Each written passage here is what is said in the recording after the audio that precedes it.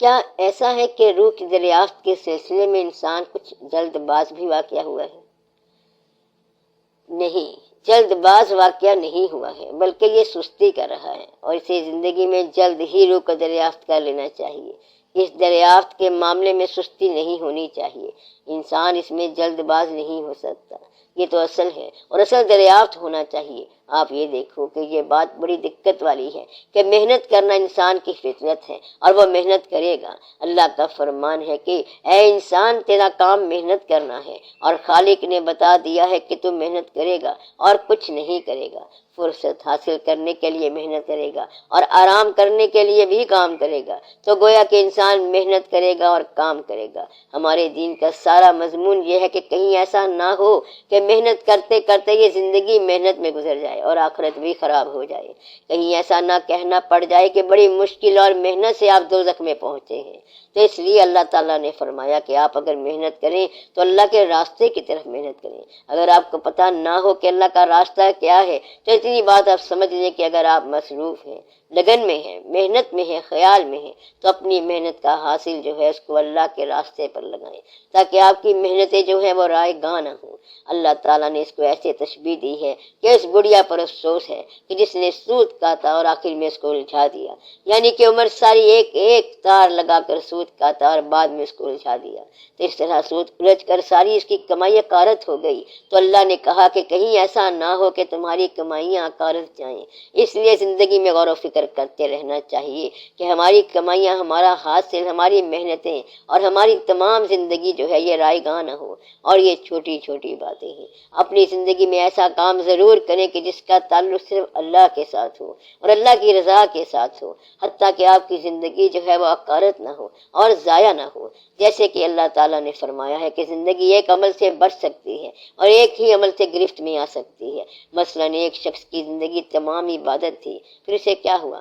کہتا ہے کہ بس ایسی ایک بات ہوئی ہے کہ سب ضائع ہو گیا، شیطان نے کہنا نہیں مانا، یعنی کہ سجدہ نہیں کیا، تو اس کی باقی ساری عبادت اکارت گئی۔ مطلب یہ ہے کہ شیطان کے پاس صرف اپنے سجدے تھے اور وہ سجدہ نہیں تھا، اس لیے اس کی عبادت اکارت ہو گئی۔ ایک انسان جس کے پاس پیور عبادت ہو، نیکی ہو، بزرگی بھی ہو، لیکن اتفاق سے اس کے ماں باپ ناراض ہو جائیں، تب اس کی کمائی جو ہے وہ زیرو ہو گئی۔ اب یہ واقعہ اس لیے بتایا گیا ہے کہ کہیں ایسا نہ ہو کہ آپ اپنی دانائی اور عبادتوں کے چکر میں پڑے رہو، کیونکہ ایک غلط عمل تمام کمائی کو اکارت کر سکتا ہے۔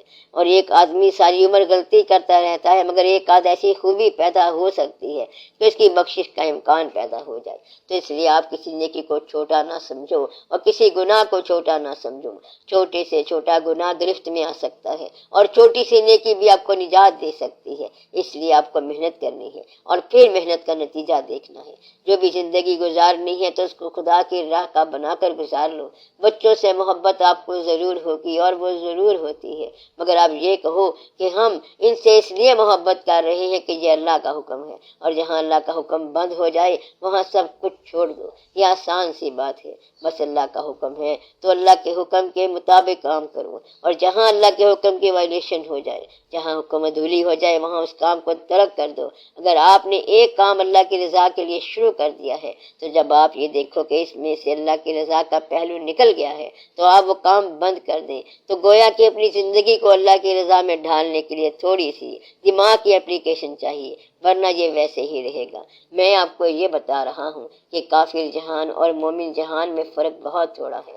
کافر سڑک بنائے گا تب بھی اس پر کار چلے گی، اور اگر مومن بنائے گا تب بھی اس پر کار چلے گی، اور دونوں طرف کار ایک ہوگی۔ کافر بھی مکان ویسے بنائے گا جیسے آپ بناتے ہیں، کنسٹرکشن میٹیریل اور بلڈنگ سب برابر ہے، اسی طرح میڈیسن برابر ہے۔ کافر اور مومن میں فرق صرف نیت اور عبادات کا ہے۔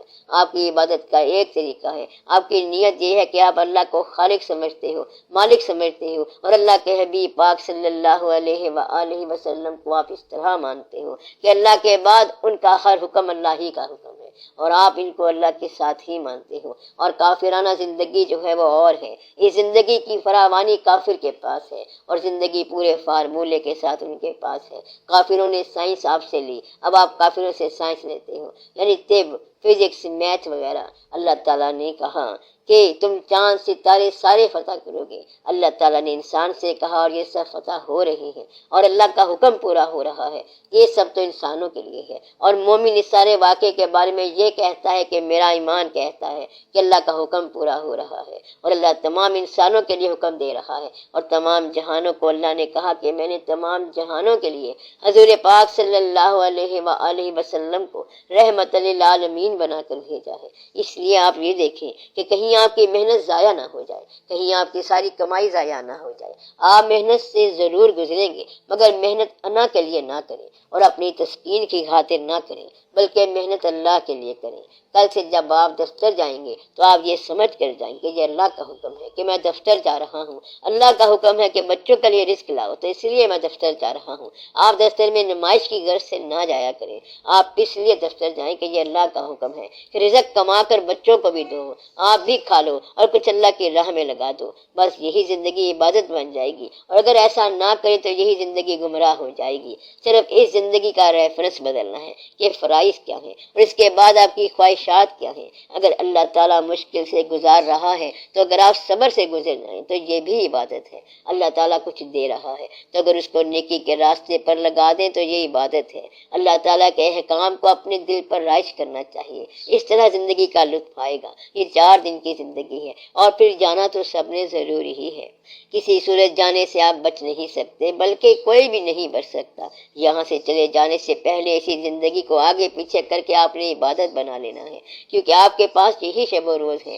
60 سال کافر کو بھی ملتے ہیں اور آپ کو بھی ملتے ہیں۔ ایسا نہیں ہے کہ کسی کافر کو نگاہ کمزور ملے گی، شاید اس کو نگاہ تیز ملے، دماغ اس کا بھی ہوگا، چلتا پھرتا وہ بھی ہوگا، کھاتا پیتا وہ بھی ہوگا، روتا چیختا چلاتا وہ بھی ہے، اس کے بھی بچے پڑھتے ہیں، اس کے بھی بچے یتیم ہوتے ہیں اور وہ بھی روتا ہے۔ تو یہاں تک تو زندگی برابر ہے، آگے فرق عقیدے کی بات کا ہے۔ آپ غور سے دیکھو کہ عقیدے میں فرق کیا ہے۔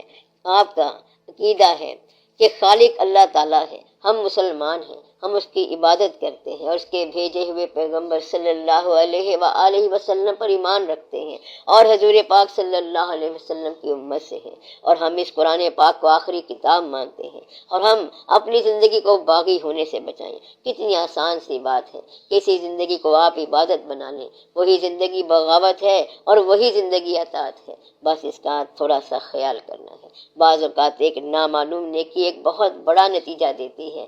ایسے ہی اگر اتفاق سے ایک نیکی کا بیج گر گیا تو آپ کچھ عرصے کے بعد دیکھیں گے کہ نیکی کا ایک بڑا درخت بنا ہوگا۔ یہ اللہ کے کام ہے۔ یہ جو پیپل اور بڑ کے درخت ہیں، ان کے بیج بڑے باریک ہوتے ہیں، بلکہ بظاہر ہوتے ہی نہیں ہیں، لیکن آپ یہ کمال دیکھو کہ اتنا بڑا درخت اگ جاتا ہے۔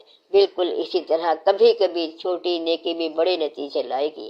آپ کم از کم ہر وقت اللہ تعالیٰ کے خیال میں تو رہو اور اللہ کے حوالے سے چلو، اللہ تعالیٰ مہربانی فرمائے گا اور بہت مہربانی ہو جائے گی۔